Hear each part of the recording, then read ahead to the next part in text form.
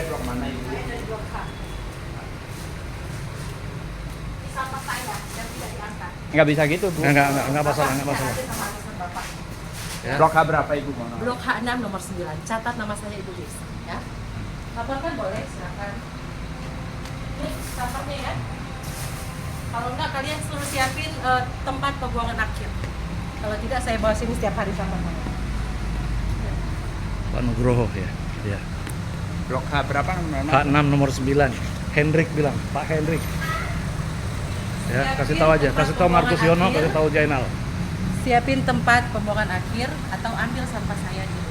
Kan kita sudah tanya. Ya, tolong ya, Pak. Harusnya ada. Oh, Enggak usah, kita sudah berapa kali ngomong. Nggak usah. Biar Mas Kursiono datang ke saya, ya. Kita sudah berapa kali ngomong, sudah surat sudah masuk, ya Pak. Surat sudah masuk, Pak. Ya, awalnya kedatangan saya ke Polres untuk membuat laporan, namun ternyata banyak warga yang sudah membuat laporan yang sama, sehingga setelah berdiskusi dengan pimpinan Polres, khususnya Bapak Kasat Reskrim dan jajaran, sebaiknya saya dijadikan saksi korban, sehingga efektivitas serta esensi dari laporan yang sudah dibuat oleh warga, khususnya di Castle Garden, Sragen, Cibubur, itu segera dapat berproses lebih lanjut. Kami sangat berterima kasih dan apresiasi atas komitmen yang sudah dilakukan Polres Bekasi, di mana mereka menindaklanjuti dengan secara profesional dan berkoordinasi langsung ya dengan jajaran Pemprov Kota Bekasi juga terkait hal tersebut, sehingga kami berharap kami bisa diberikan keadilan dan tidak terjadi lagi tindakan diskriminasi maupun intimidasi, karena pada dasarnya kami mempunyai rumah di sana, kenapa kami tidak boleh masuk ke dalam rumah kami sendiri? Artinya kan seperti itu. Kita selalu di portal, di sini kan bentuk-bentuk ketidakadilan, sementara warga di luar Castle Garden ataupun ternyata kami mendapatkan bukti tidak hanya 14 warga ini yang tidak membayar PLK karena bentuk satu protes ya, tapi ada sekitar 73 lebih, tapi kan mereka tidak diperlakukan yang sama seperti hal dengan disinilah kami melakukan perlawanan dalam tanda kutip agar bisa memberikan pelajaran yang positif saja, tapi tidak ada maksud apapun selain intinya kami berharap bahwa ini bisa diselesaikan dengan baik. Laporan kami ini adalah 310 dan 311 KUHP, fitnah dan pencemaran nama baik. Jadi pengembang ini menempelkan stiker. Stiker itu dipasang di depan rumah kita, bahwa intinya bahwa rumah ini belum melunasi IPL. Itu satu stiker. Terus yang kedua, dia mengedarkan surat kepada semua warga yang ada di Castle Garden. Dia memberitahukan kalau kami ini belum membayar IPL.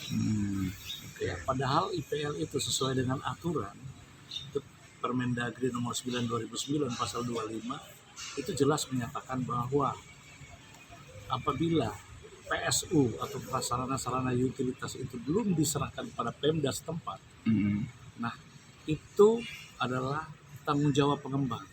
Itu masuk di dalamnya masalah pembiayaan. Ya, pembiayaan itu kan masalah sampah, keamanan dan lain sebagainya, itu dirangkum dalam istilah IPL itu sendiri oleh Pemda.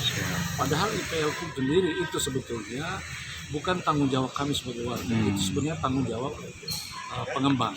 Kalau dia belum menyerahkan, kalau dia sudah menyerahkan kepada Pemda, Pemda akan mengembalikan kepada warga. Nah, warga untuk dikelola secara mandiri. Kan? Nah, itu yang terjadi selama ini. Bahkan yang kami laporkan ini terkait juga masalah portal yang diberlakukan tapi secara diskriminasi. Jadi dia tidak menutup portal semua, tapi hanya di klaster kami aja yang dia. Klaster apa Bapak? Klaster Castle Garden. Castle Garden. Dengan alasan bahwa kami tidak bayar IPL. Padahal kami bukan tidak mau bayar IPL. Kami tetap mau membayar IPL, tapi dikelola secara mandiri, bukan dibayar kepada developer. Developer tidak punya hak itu. Padahal rumah itu udah rumah hak milik Pak ya? Itu rumah saya itu dan rumah warga rata-rata semua sudah punya sertifikat. Sertifikat semua. Ya, sudah bersertifikat atas nama kita. Kok kita mau masuk aja di portal. Padahal aturan tentang portal tersebut kan sudah jelas, harus ada izin. Dan lagian terbukti tadi sudah mereka menyatakan bahwa ini sudah diserahkan kepada Pemda untuk fasum fasus. Lah kalau sudah diserahkan, apa haknya dia untuk menagih IPL? Itu masalahnya. Pengembangnya siapa Pak? Pengembangnya namanya Sinar Bahana Mulia. Sinar Bahana Mulia. Grup Ciputra. Oh, Grup Ciputra. Oke, siap. Harapannya gimana Pak? Ya harapannya ya dia tidak melakukan diskriminasi, ya, dan dia melakukan segala kewajibannya, ya, dan ikutin aturan yang ada. Oke, siap. Jadi jangan dia nutup portal, jangan sampah dia tidak angkat, itu melanggar aturan semua. Jangan dia tarik IPL.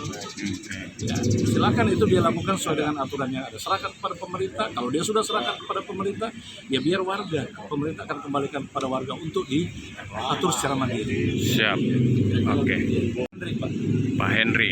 Oh, yang di laporan itu Pak ya? Iya, ada laporan. Yang ada satu masih aktif ya. Anggota polisi aktif ya? Nggak etis saya menyebutkan, Oh, siap. tapi yang jelas saya, Hendrik dan Pak Agus Gunarto sudah membuat laporan. Video ibu yang buang sampah ke kantor pengelola itu Bu, kenapa itu Bu? Iya, sebetulnya sih kenapa saya nekat? Bukan nekat, karena memang cara-cara yang persuasif sebetulnya sudah ditempuh. Lewat sudah kami mau bertemu dengan SDM, terus sudah juga menyurat, tapi memang itu sepertinya kayak lama gitu. Nah sementara kan yang di lapangan itu, apalagi di rumah saya khususnya itu kan sampah itu nggak mungkin dibiarin, ya. Makanya kenapa akhirnya kemarin saya nekat untuk buang sampah itu di kantor developer, supaya untuk ya mungkin efek jerak ya, supaya saya diperhatikan gitu. Ya mungkin kan orang berpikir oh saya berani karena misalkan merasa begini, tapi enggak. Itu sebenarnya suara hati bagi warga-warga, bagi masyarakat kecil supaya bisa didengar. Karena melalui surat resmi kita tidak ditanggapi. Gitu. Sudah berapa lama sih Bu, sampah nggak diangkut-angkut? Yang kemarin itu sih sebetulnya sampah yang saya bawa itu baru seminggu. Tapi memang kan seharusnya 2 hari sekali diangkat. Tapi itu udah seminggu nggak diangkat, makanya sudah berbau. Dan sebetulnya waktu kemarin kita sudah ada saya menempuh ya udah solusi seperti apa. Saya sudah menghadap ke PT Keranggan, tapi memang karena katanya mereka punya MOU dengan pengembang, jadi mereka nggak bisa kayak intervensi. Nah, padahal kan saya bilang saya bukan nggak mau datang sini, saya bisa bayar retribusi kan supaya diangkat sampah saya, tapi tetap aja tidak dapat jalan keluar. Akhirnya saya beranilah untuk melakukan itu, buang sampah di developer. Tapi puji Tuhan ya sekarang tadi kan selesai ada rapat dengan pihak terkait sama juga Pak Faisal sudah menegaskan sudah ada jalan keluar. Ya semoga nanti akan terjadi seperti itu di lapangan. Kita lihat aja. Itu aja mungkin ya. Siap.